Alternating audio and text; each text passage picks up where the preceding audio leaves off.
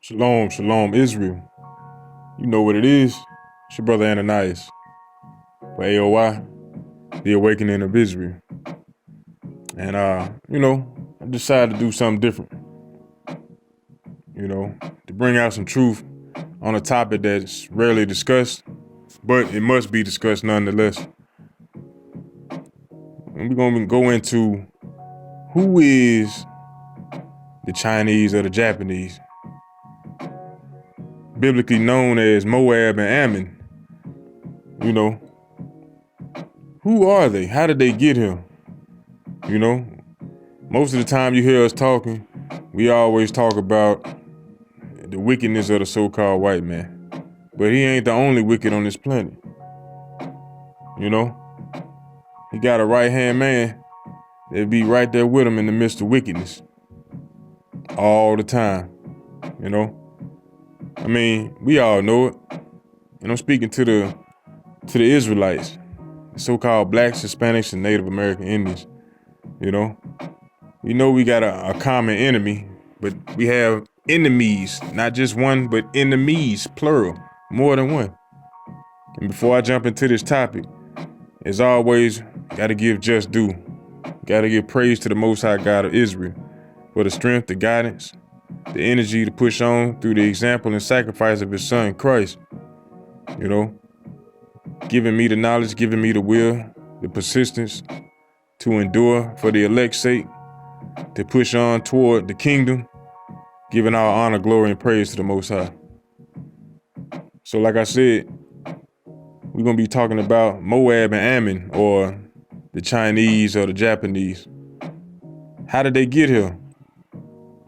Are they in the Bible?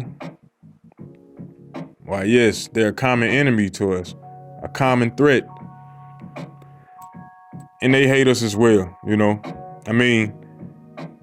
ever wonder why they always walk around with their nose in the air or act stuck up? But are the same individuals that come to your neighborhoods to set up they wing spots, they nail shops, even they beauty supply store. These are the same individuals who set up in your neighborhoods to extort money from you, but can't stand you. The ones who follow you around the store, hollering, hurry up and buy. Yeah. The same ones that can't stand you. They have a place in the Bible, but where do they come from? Why do they look the way they look? We're going to get into that tonight, Let's go to the book of Genesis, chapter 19, verse 11. Let's go to Genesis, chapter 19, verse 11. Because whether you know it or not, they are the children of the offspring of Lot. Now, mind you, Lot had daughters, 2 daughters, matter of fact. But he was living in a city full of madness, folly, and nothing but pure wickedness, just as most of us are living in today in Babylon the Great. Yes, and I'm talking to you, Israelite man, woman, and child, you so-called blacks, Hispanics, and Native American Indians. We living in a wicked kingdom known as Babylon the Great, the land of the lost, the land of confusion. And today, we're going to get to the bottom of Moab and Ammon. Where did they come from? Everybody knows the story a lot. What the Lord destroyed Sodom and Gomorrah and the other surrounding cities of the plain due to the high level of wickedness and sin that was going on there. And Lot and his family were the only ones who were spared from that city or from those cities. It was Lot, his wife, and his 2 daughters. But, hey, let's get into it. I ain't gonna keep talking. Let's just read it. Genesis 19 and 11. It says, and they smote the men that were at the door of the house with blindness, both small and great, so that they were wearied themselves to find the door. So what's going on right here is the angels of the Lord come to the city, and Lot welcomed them to his house, and they seen it, and they wanted to the men of the city wanted to know the angels, meaning they wanted to lay down to him. They want to get to know him on a personal level. So they trying to basically break into the brother's house, and the angels wasn't having it because the Lord ain't having it, and we don't get down like that.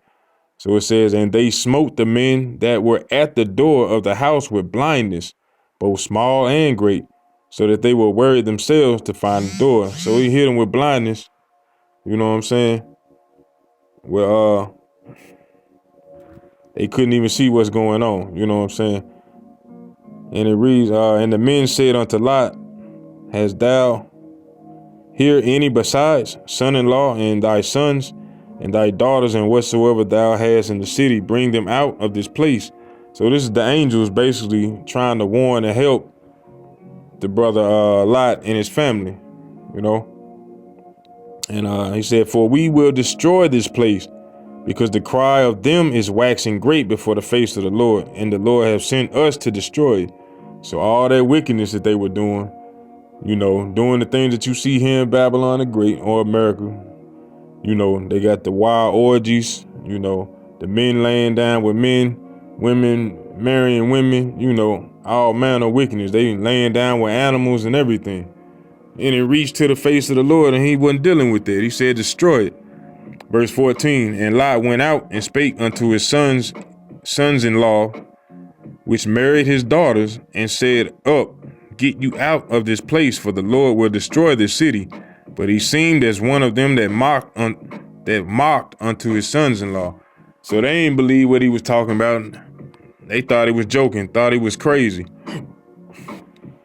And when the morning arose, then the angels hastened Lot, saying, arise, take thy wife and thy 2 daughters which are here, lest thou be consumed in the iniquity of the city. So once again, Lot and his family being spared. Before they destroy the city, they giving Lot a head start out of there.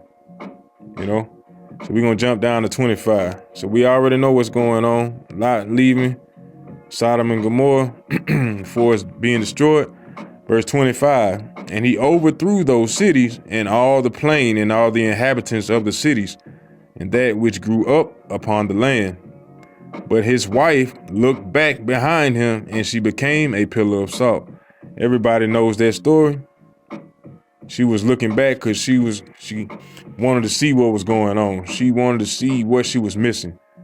She didn't want to push forward, but she got caught up in the ways of the world, kept looking back. And for that, she was destroyed. Keep that in mind to keep pushing forward when the Lord tell you to do something, especially when he's trying to save you. Verse 30, it reads, and Lot went up out of Zoar and dwelt in the mountain, and his 2 daughters with him, for he feared to dwell in Zoar, and he dwelt in a cave, he and his 2 daughters. You see that? So they left Sodom and Gomorrah. Him and his family, his wife was rebellious, turned around and looked. She turned into a pillar of salt. She's done with. He got to continue to push forward. It's him and his 2 daughters. They grown. As you know, they were already married, but their husbands didn't believe, so they were destroyed. They had no faith, no belief in a righteous brother. So they were destroyed right along with the city, which is why the Lord telling us today to come out of Babylon the Great and receive not of her plagues. But a lot of us will still reject that and still want to have fun and be merry in this world. And you're going to be thrust through. You're going to be destroyed for that. But let me keep reading. It says, verse 31, and the firstborn said unto the younger, so this is the older talking to the younger sister, our father is old, and there is not a man in the earth to come in unto us after the manner of all the earth. So they having a discussion about prolonging the seed of their father, knowing that they, in their minds, for some odd reason, they believed that it wasn't another man on the earth because of Sodom and Gomorrah being destroyed. So they didn't think men lived anymore. It was just them 3. But I'll keep reading. Verse 32, it says, come, let us make our father drink wine, and we will lie with him, that we may preserve seed of our father. So they concocted a wicked thought in their mind to get their father drunk with wine and to lay with him. Basically, to lay down and have sex with their father and get pregnant to continue on his seed. That's wicked as hell. But we're going to keep going. It says verse 33, and they made their father drink wine that night, and the firstborn went in and lay with her father. And he perceived her not when she lay down, nor when she arose. So he must have had some really strong drink, strong wine. It wasn't watered down like it is today. And if they had wine like that where you couldn't even recognize your own daughters, something wrong. But powerful nonetheless. Verse 34, it said, and it came to pass on the morrow that the firstborn said unto the younger, behold, I lay yesternight with my father. Let us make him drink wine this night also, and go thou in and lie with him, that he may preserve seed of our father, that we may preserve seed of our father. Once again, now you got the older child encouraging the younger child to do the same manner of wickedness. Same thing that you have going on in Babylon the Great. Verse 35, and they made their father drink wine that night also.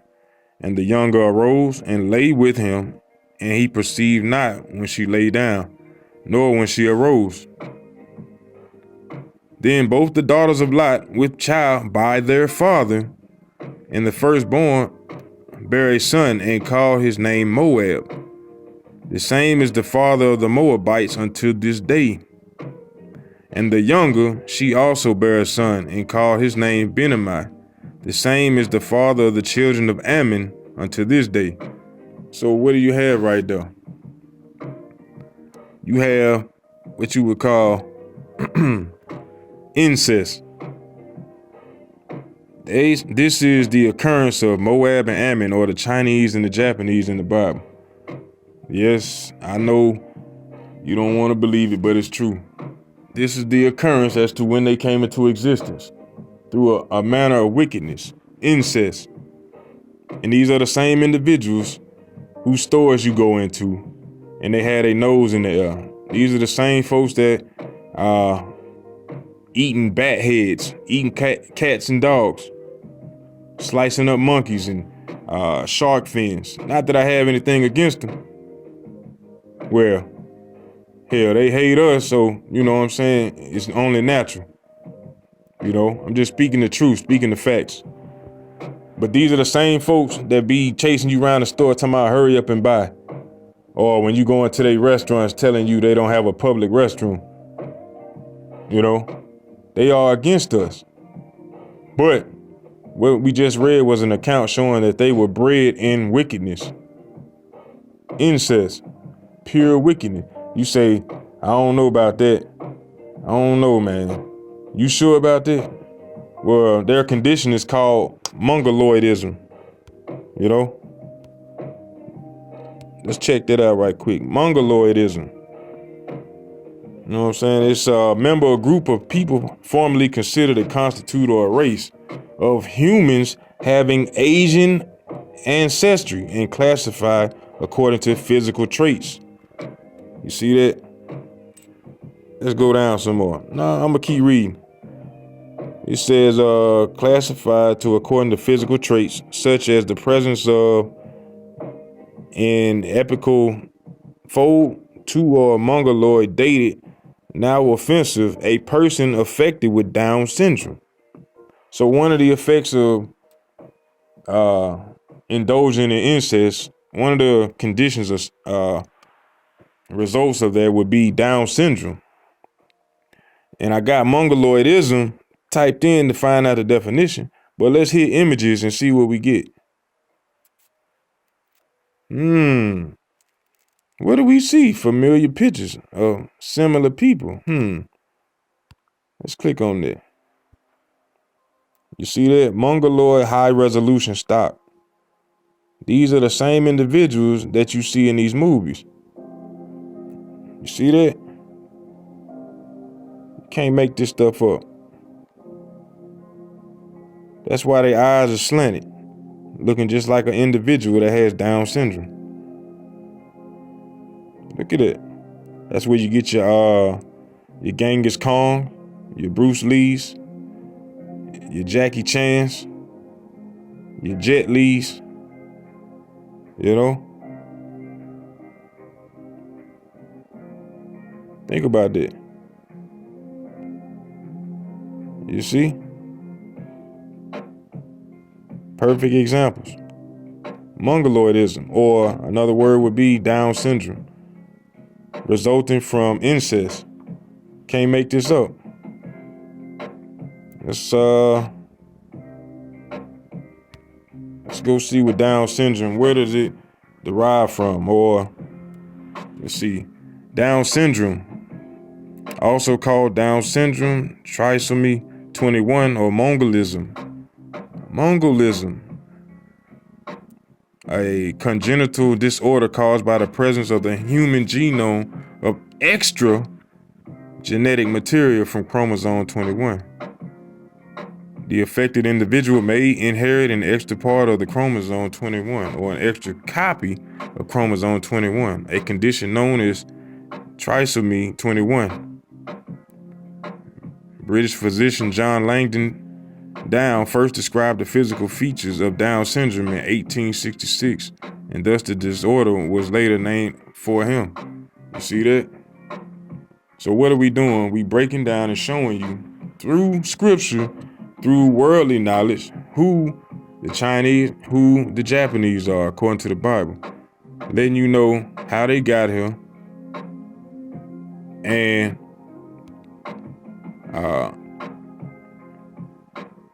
why we don't deal with them, or why they have a perpetual hatred against us, just as the so-called white man. All right, let's go to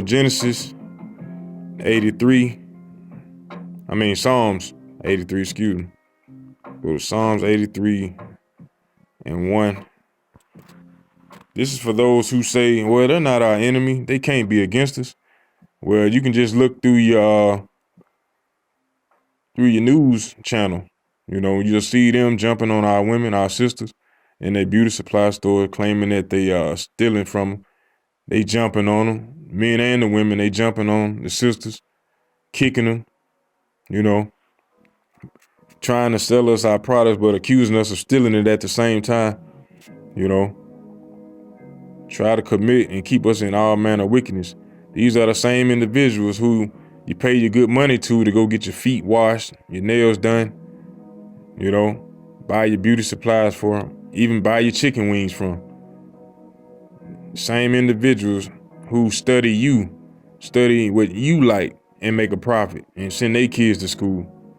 Meanwhile, you go broke trying to buy the foolishness that they present to you, you know. But I'm going to read this anyway. This is the book of Psalms, chapter 83, verse 1.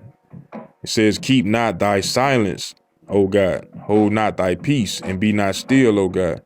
For lo, thine enemies make a tumult, and they that hate thee have lifted up the head. So you got individuals on this planet, you got nations of people that hate the Most High God. So if they hate the Most High God, understand, Israelite man, woman, and child, they hate you as well. Why is that? Because he chose you above all families on the earth, above all people on the face of the earth. So if the Lord got enemies, you got enemies. But I'm going to keep reading. Verse 3, it says, they have taken crafty counsel against thy people and consulted against thy hidden one. You see that? This is King David speaking to the Lord, saying these other nations have taken crafty counsel. They done gathered together, having secret meetings about our people against the hidden ones. We are the hidden ones because today our people struggle and don't understand that we are the Israelites that the Bible speaks of. And it's going to explain itself as to why we don't know who we are today. Verse 4, it says, they have said, come and let us cut them off from being a nation, that the name of Israel may be no more in remembrance. See that? The other nations came together on one accord, one mind, to destroy our mindset, to destroy our name, so that it would not be remembered in the earth anymore. Verse 5, it says, for they have consulted together with one consent, meaning on one accord, They are confederate against thee, meaning they on the same page. They working against us. The tabernacles of Edom, that's the wicked that the Bible really speaks of, the main wicked individual, that's so-called white man, and the Ishmaelites, meaning the Arabs, of Moab, meaning the Chinese, and the Hagarenes, the Africans, Gabal, Africans, and Ammon, Japanese, and Amalek, which are the so-called Jewish, the Philistines with the inhabitants of Tyre. Assur also is joined with them. They have hope in the children of Lot. You see that? It said they got help from the children of Lot, letting you know that Ammon and Moab are against us. They taking in part of this crafty council right along with these other nations to make sure that the name of Israel is no more in remembrance. You don't believe me? You know we're supposed to be wearing fringes, right? Try to go in one of those Chinese or Japanese alteration shops and see how much they charge you to sew your fringes on. They're going to charge you an outstanding rate. Outrageous amount of money to try to get it done. Which is why the Lord said, don't be ignorant of anything, according to Sirach 5:15. So learn how to sew on your own, so you ain't got to depend on the other nation. Learn how to do everything on your own. Learn from your brothers and sisters. But nonetheless, they are confederate against us. They are on one accord, hating and trying to destroy and keep us dumbed down as a people by extorting us, lying on us, you name it. Think about that. But the Lord got something to say about them, you know.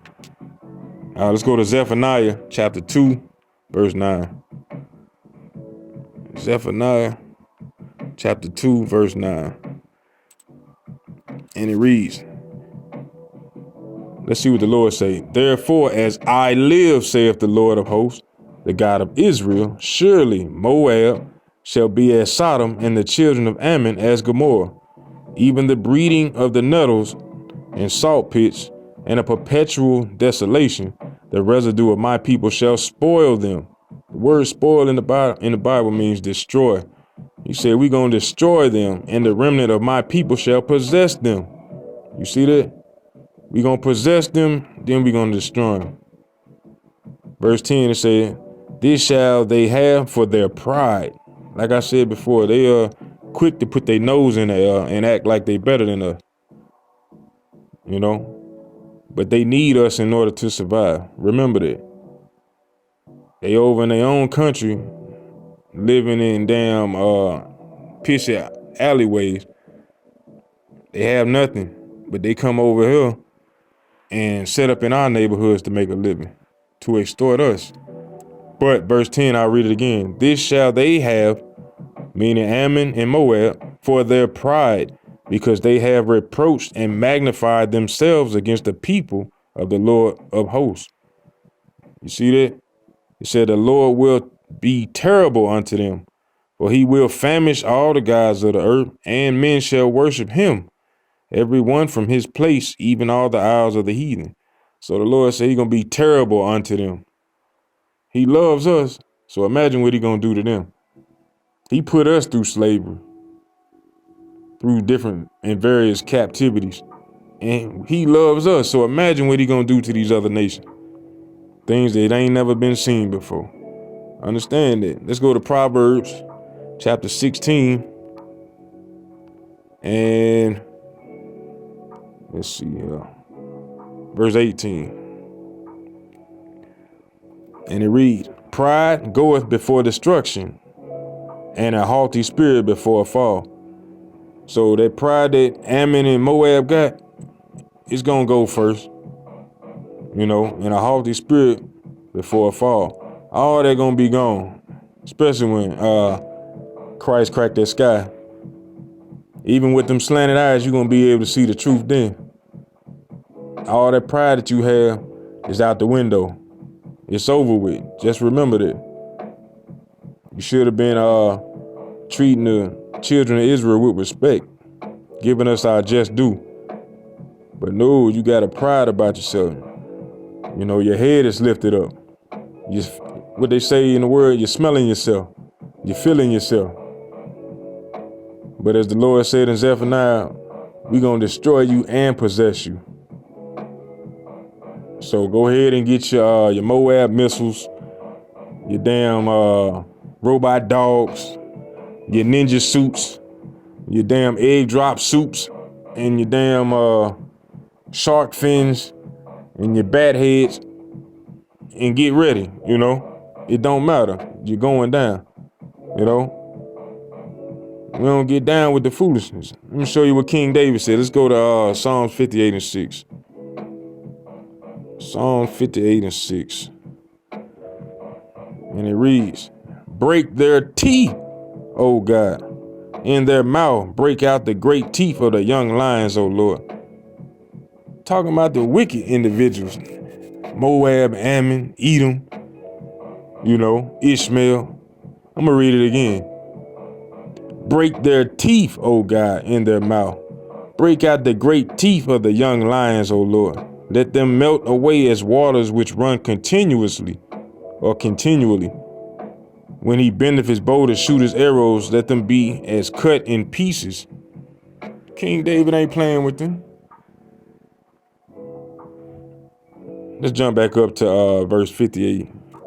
58 and 3. It said, the wicked are estranged from the womb. They go astray as soon as they be born, speaking lies. That's what these other nations be doing, especially when it comes down to dealing with the children of Israel. They come out the womb speaking lies. So when they come down to us, what do you think they're going to do? Tell the truth? Hell nah. But they in cahoots with the other nations. Understand that. So if they accuse you of robbing or stealing from them, guess what? The other nations, they going to believe them. They're not going to believe the children of Israel because they all in cahoots. They are against us. They are confederate against us because they know once we get back in power, it's over for them, you know? That's why King David called him a washpot. If you think about it, that's how they make their money. This is Psalm 60 and verse 8. Says, Moab is my washpot. Moab is my washpot. Over Edom will I cast out my shoe. Philistine triumph thou because of me. You know? You see that it said Moab is my washpot. Where is a washpot? Let's look into that right quick. Let's type in washpot. Definition of a washpot: a pot for washing, such as a large metal pot used outdoor for boiling clothes over an open fire, playing out there in the yard around an old fire. That's just another example of using it. Let's see here. What is washpot in the Bible? Let's see. Moab was a region of the Holy Land east of Israel. The words used here to be an expression of contempt. At that time, the washpot was used to cleanse dirty feet. The passage implies that Moab was already subdued, that the author of the psalm could make any use of it he pleased. So this is King David. So he can make use of Moab. And he called him a washpot, used for washing feet, dirty feet at that. You know, how do they make their money, Israel? How does Moab make their money? I told you already, they come in your neighborhoods, they set up their nail shops, nail salons, whatever you want to call it. They beauty supply store, they wing spots. They make their money, they make their living off of serving us. You sisters need to understand, stop wasting your money with them. They hate you, hate your guts, but they love the money you give them. Understand that. You go in there and you get the damn press-on nail, some fake material plastered all over your body, from your eyelashes to the damn weaves they sell you. The toes, the feet, you putting fake nails on it, you're getting it painted. It don't last. A week later, looks like trash. You going right back in a week later, paying another $40 to $50 to get your nails and feet done. Think about how much money they make off of you.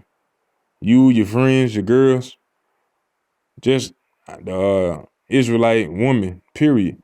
How much money that Moab actually makes off of us. Think about that. Think about that. How much money do you actually give them a month for some fake nails? For them to wash your feet. And you could do that yourself. Now, when we destroy them and had them in our possessions, now that's a different story. You know, you want them to wash your feet and file your nails, then cool. But just think about what you're doing right now. You're giving your money to them, staying broke while they using your money and prospering off of it. We got to be mindful of these things. You know? Let's go to Deuteronomy 23:3 right quick. Deuteronomy 23:3.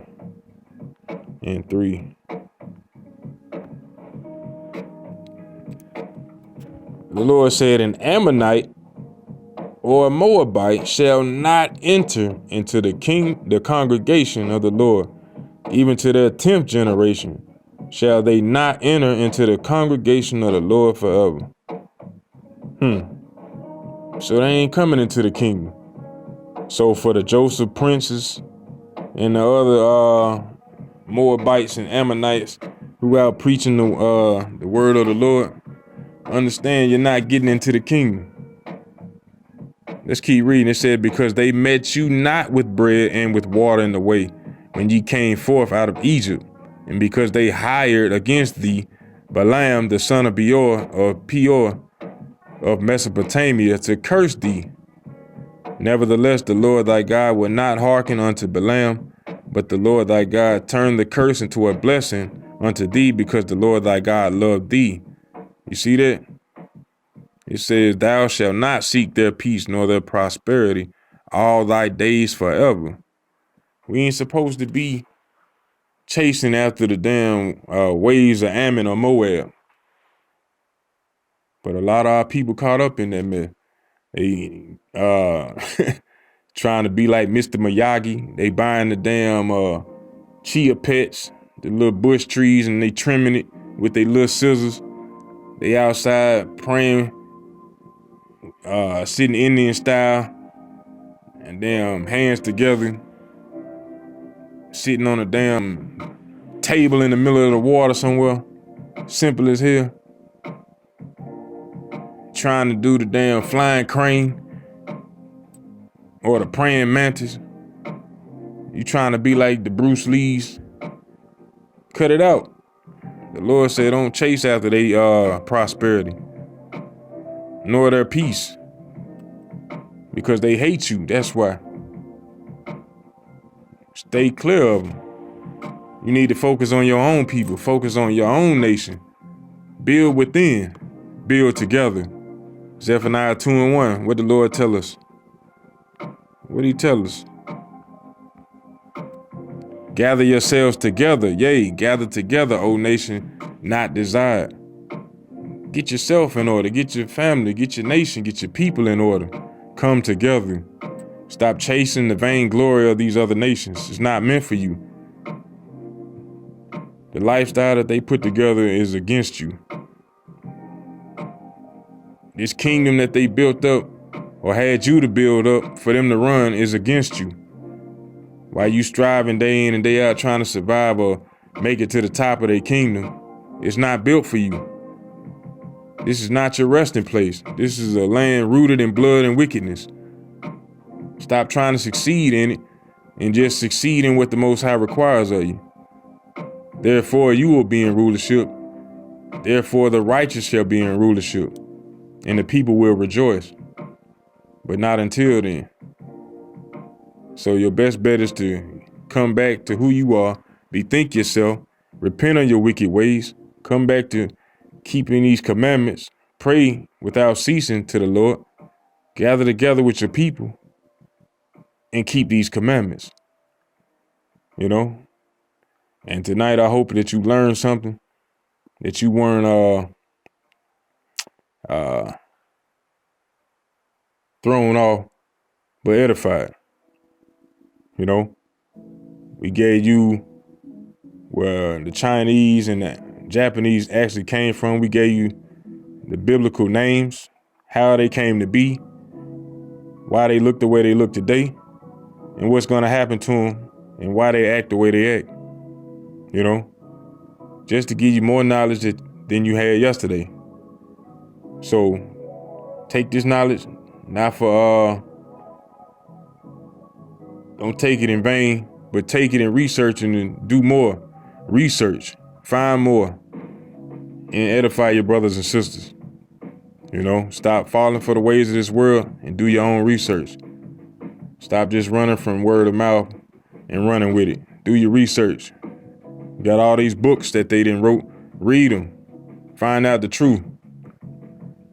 And on that note, I'm Brother Ananias for A.O.I, the Awakening of Israel. I got to give all praise and glory to the Most High God of Israel through the strength, sacrifice, and example of his son Christ, our Lord, our Savior, our Messiah, you know. And I hope you were edified. And I pray that you continue to strive in this truth and build yourself up and hopefully get out there and build your people up. And on that note, I say shalom to you. Peace.